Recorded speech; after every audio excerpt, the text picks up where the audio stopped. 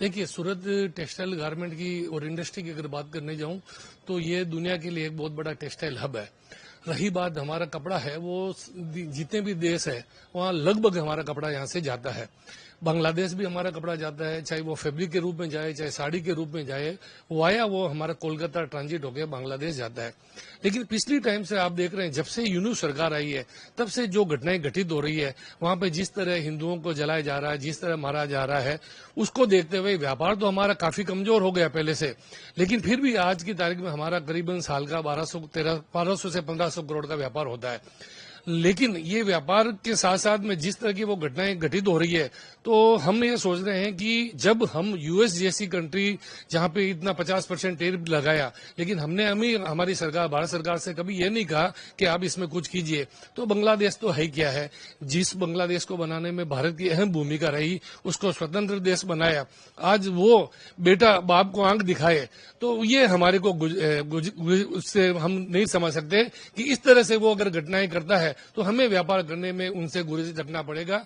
और आने वाले वक्त में हम देख रहे हैं कि अगर वो सुधरता है तो देन बेटर है, अदरवाइज हम उनसे व्यापार नहीं कर पाएंगे। और हम ये सोच रहे हैं कि जिस तरह वो अपना रवैया अपना रहा, बार बार अनुरोध करने के बाद भी, तो उसको देखते हुए हम व्यापार है वो करीबन 1200 करोड़ से 1500 करोड़ का है, वो हम नहीं कर पाएंगे।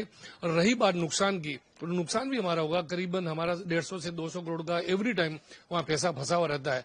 लेकिन फिर भी हमने ये निर्णय लिया है कि ये ऐसा करने से बार बार ये नहीं सुधरता है, तो हमें इनको इनकी औकात दिखानी पड़ेगी।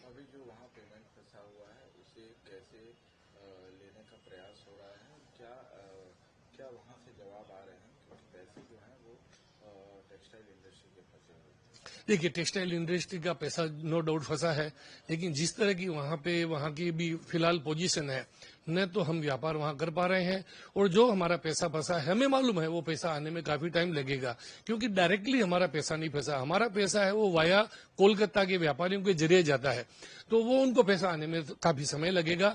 लेकिन जिस तरह के उनका रवैया है, उसको देखते हुए हमें नहीं लगता है कि हम आगे आने वाले समय में ऐसे दोगले देश से हम व्यापार कर पाएंगे। पूरे विश्व के अंदर धार्मिक स्वतंत्रता है, एक छोटे से विषय को लेकर के धार्मिक उन्माद की स्थिति जो बांग्लादेश उत्पन्न कर रहा है, वहां के युग जो है उत्पन्न कर रहे हैं, उसके कारण वहां का पूरा बिजनेस जो है वो ठप है।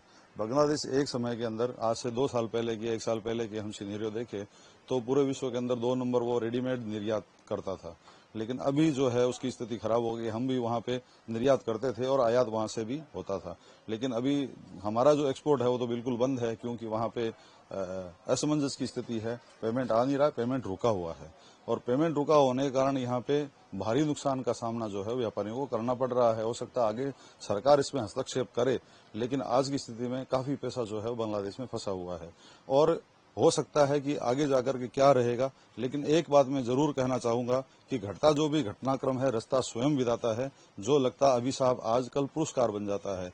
आज हो सकता है कि हमको थोड़ा अलग लगे। कल समझ लीजिए ट्रंप ने हमारे ऊपर टैरिफ लगाया था, हमने झुकने वाली स्थिति नहीं थी, हमको उससे कोई फर्क नहीं पड़ा। हमारा व्यापार जो है हम अपने निरंतर गति से करते रहे। वैसे बांग्लादेश जैसे देश से हमको कोई ज्यादा फर्क पड़ने वाला नहीं है, लेकिन बांग्लादेश का जो ये अराजकता की स्थिति है, उसके कारण भारत को आगे समय के अंदर लंबा फायदा होगा। क्योंकि जो वहां की जो रेडीमेड इंडस्ट्री है वो पूरी की पूरी भारत के अंदर शिफ्ट हो जाएगी, क्योंकि हमारे ही लोग जो है वहां पे रेडीमेड कपड़ा बना करके और वापस भारत को ही निर्यात करते थे, डंपिंग होती थी, वो सब बंद हो जाएगा अगर, तो यहाँ के व्यापारियों को वो फायदा होगा, यहाँ के लोगों को फायदा होगा, यहाँ के मजदूरों को फायदा होगा।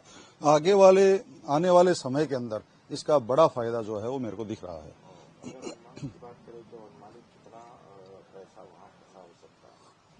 1500 करोड़ रुपया अभी भी फंसा हुआ है। तो इस मामले में जैसे बांग्लादेश की जो स्थिति है, उसके बाद कैसे वो पैसा वापस आएगा, क्या?